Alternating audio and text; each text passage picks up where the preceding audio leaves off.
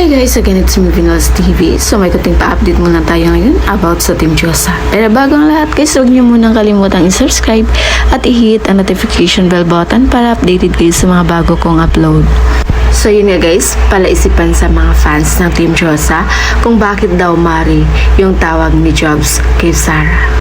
Ito disclaimer lang guys, dahil daw kay Primo ang aso ni Jobs. Ninang daw umano si Sarah kay Primo. Ito kasi yung baby ni Jobs. Pero ito talaga yung highlight guys. Wala daw talagang pwedeng itago ang Team Diyosa sa kanilang mga fans dahil may lumabas na resibo na magkasama sina Sarah at Jobs na nagsamgyup. May lumabas na video sa palibot kung saan sila nagsamgyup na dalawa. Hindi nga lang hinagip ni Sarah sa video si Jobs.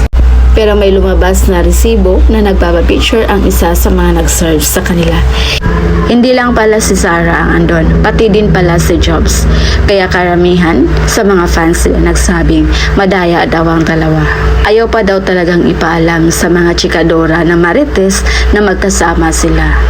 Pero sa dami ng kanilang mga supporters, wala daw silang pwedeng itago. Kahit sabihin palihim at patago na magkasama silang dalawa, may maglalabas talaga ng ebidensya dahil marami yung mga matang nakatingin sa kanila.